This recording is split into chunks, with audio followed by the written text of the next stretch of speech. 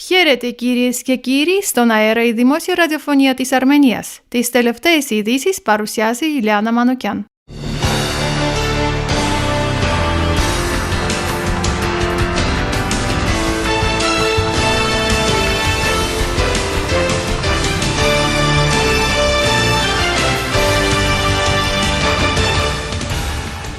Ο Πρωθυπουργός της Αρμενίας Νικόλ Πασινιάν θα μεταβεί στην Τσεχική Δημοκρατία με τη σύζυγό του Άννα Ακοπιάν από τις 4 έως 5 Μαΐου. Κατά τη διάρκεια της επίσκεψής του, ο Αρμένιος Πρωθυπουργός θα συναντηθεί με τον Πρωθυπουργό της Τσεχίας Πέτερ Φιάλα. Αρχικά η συνάντηση θα πραγματοποιηθεί κατηδίαν, ενώ στη συνέχεια οι διαπραγματεύσεις θα συνεχιστούν σε διευρυμένη μορφή. Μετά τη συνάντηση, ο Νικόλ Πασινιάν και ο Πέτερ Φιάλα θα προβούν σε δηλώσεις για τους εκπροσώπους των μέσων ενημέρωσης. Στη συνέχεια, ο Πρωθυπουργός της Αρμενίας Νικόλ Πασινιάν θα έχει συναντήσεις με τον πρόεδρο της Τσεχικής Δημοκρατίας, Πέτερ Πάβελ, την πρόεδρο της Βουλής των Αντιπροσώπων, Μάρκετα Πεκάροβα Αντάμοβα και τον πρόεδρο της Γερουσίας Μίλος Βισταρσίλ. Ο Νικόλ Πασινιάν θα επισκεφτεί το κέντρο διατλαντικών σχέσεων στη Πράγα.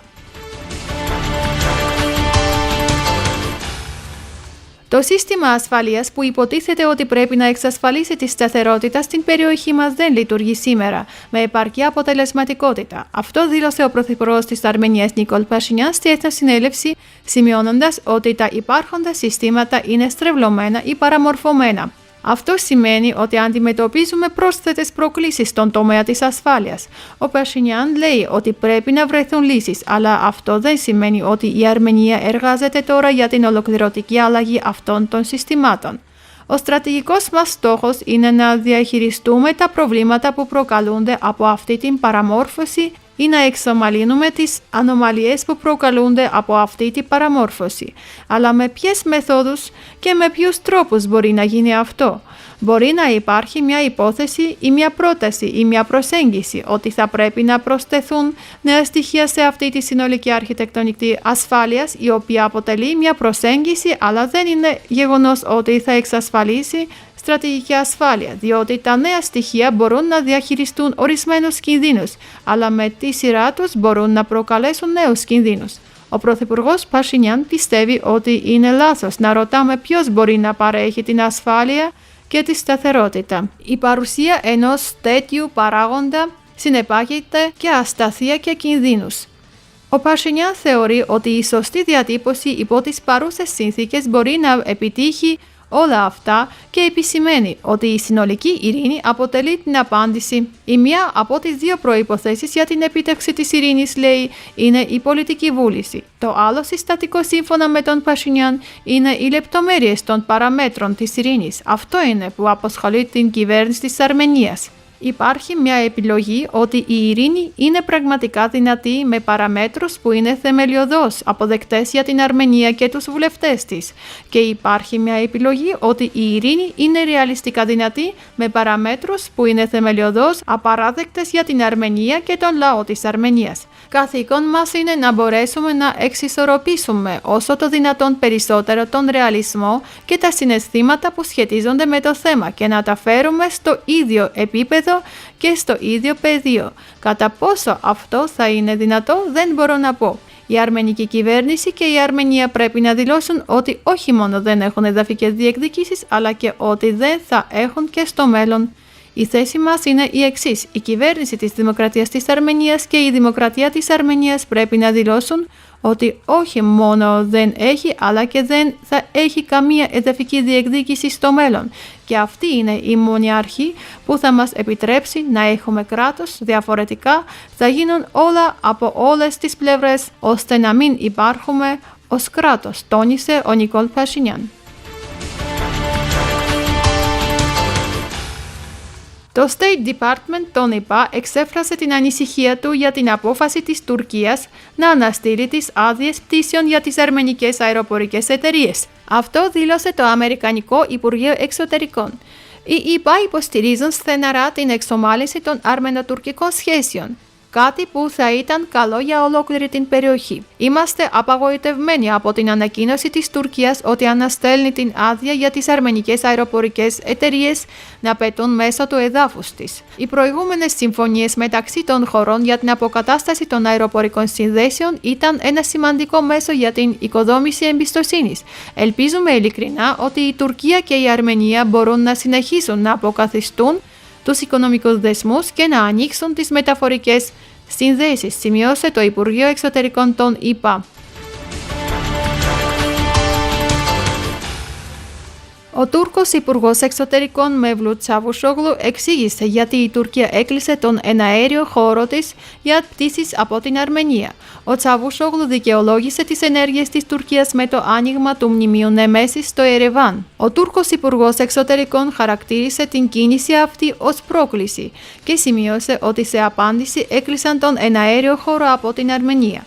Πρόσθεσε ότι έγινε εξαίρεση για τον πρόεδρο της Βουλής της Αρμενίας Αλέν Σιμονιάν, η αντιπροσωπεία του οποίου επισκέπτηκε την Τουρκία.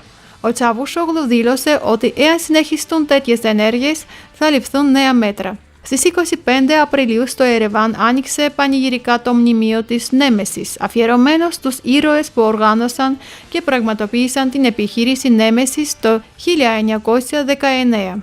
Η ασυνήθιστη αυτή καταδίωξη σε 3 υπήρους αποφασίστηκε στο Ερεβάν της ανεξάρτητης Αρμενίας και στη κατεχόμενη από τους σύμμαχους Κωνσταντινούπολη. Οργανώθηκε στη Βοστόνη, είχε αντίκτυπο στη Γενέβη, πραγματοποιήθηκε στο Βερολίνο, στη Ρώμη, στην Τυφλίδα της Γεωργίας μέχρι και την Κεντρική Ασία.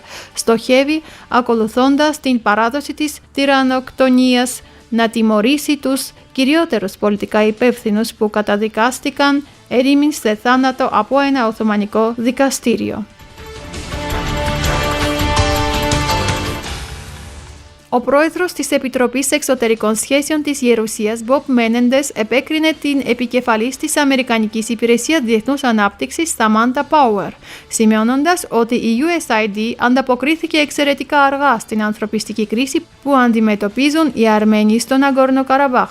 Αυτό αναφέρθηκε από την Επιτροπή Χαϊντάτ. Πρέπει να ανταποκριθούμε γρήγορα στα γεγονότα και να ασχοληθούμε επίσης με τις βαθύτερες αιτίες, δήλωσε ο Μένεντες. Ο γερουσιαστής υπενθύμησε ότι πέρσι ανακοινώθηκε το σχέδιο παροχής βοήθειας 40 εκατομμύριων στις χώρες της Ευρασίας και της Κεντρικής Ασίας, συμπεριλαμβανομένης της Αρμενίας. Ο Μένεντες εξέφρασε την ανησυχία ότι τα χρήματα αυτά θα μοιραστούν μεταξύ ορισμένων προτεραιοτήτων βοήθειας και η βοήθεια δεν θα φτάσει στον ευάλωτο αρμενικό πληθυσμό στον Ναγκόρνο Καραμπάχ. Ο πρόεδρος της Επιτροπής Εξωτερικών Σχέσεων της Γερουσίας ρώτησε για την κατάσταση της αμερικανικής βοήθειας προς το Αρτσάχ. Ρώτησε πόσο από αυτό το ποσό θα πήγαινε σε ευάλωτες κοινότητες στην Αρμενία και στον Ναγκόρνο Καραμπάχ, ενώ αυτές ανακάμπτουν από την επίθεση του Αζερμπαϊτζάν, αλλά η Σαμάντα Πάουερ δεν μπόρεσε να απαντήσει στην ερώτηση. Η Πάουερ σημειώσε ωστόσο ότι η USAID πραγματοποίησε 2 αποστολές για την αξιολόγηση της κατάστασης στην περιοχή. Κατόπιν αιτήματος του Μένεντες, συμφώνησε να παράσχει τις αξιολογήσεις αυτές στην Επιτροπή Εξωτερικών Σχέσεων της Γερουσίας. Ο Υπουργός Εδαφικής Διοίκησης και Υποδομών της Αρμενίας Γνέλ Σανοσιάν δέχτηκε την αντιπροσωπεία με επικεφαλής τον Νικολάη Σπάσχη, αναπληρωτή Γενικό Διευθυντή της κρατικής εταιρείας Ροσατόμ. Σύμφωνα με το Υπουργείο, κατά τη διάρκεια της συνάντησης συζητήθηκαν θέματα που αφορούν τα τρέχοντα προγράμματα συνεργασίας της κρατικής εταιρείας Ροσατόμ, καθώς και νέες κατευθύνσεις συνεργασίας. Ειδικότερα συζητήθηκαν θέματα που αφορούν το έργο διπλασιασμού της περίοδου λειτουργίας μονάδας ισχύως του Αρμενικού Πυρηνικού Σταθμού, την κατασκευή νέας μονάδας ισχύως του Αρμενικού Πυρηνικού Σταθμού, καθώς και την αξιοποίηση επικίνδυνων αποβλήτων. Σημειώνεται ότι ετοιμάζεται σχέδιο διπλασιασμού της διάρκειας ζωής της μονάδας ισχύως του δεύτερου. Οι αντίστοιχες εργασίες θα αρχίσουν μετά την έγκριση του σχεδίου από την αρμενική κυβέρνηση.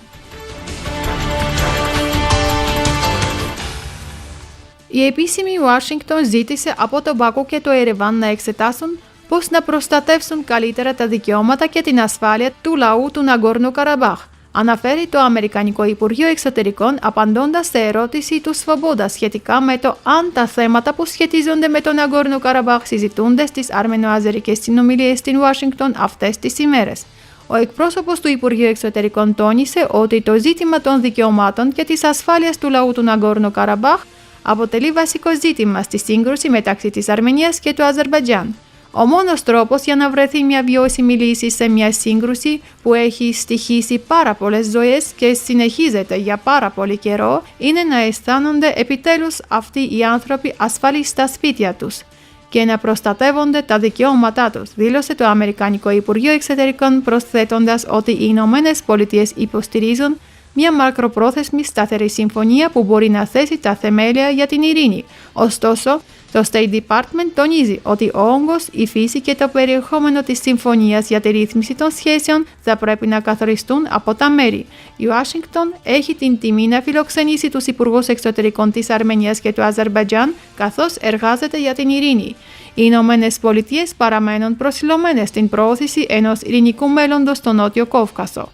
Ο άμεσος διάλογος μεταξύ των μερών είναι το κλειδί για την επίτευξη διαρκούς ειρήνης και την επίλυση των ζητημάτων.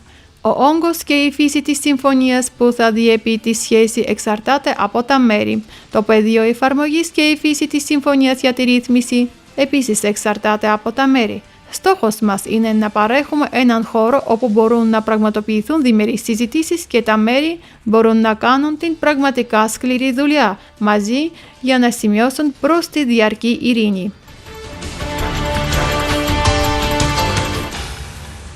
Αυτά για σήμερα. Για περισσότερες πληροφορίες επισκεφτείτε το LR Radio AM. Καλή συνέχεια.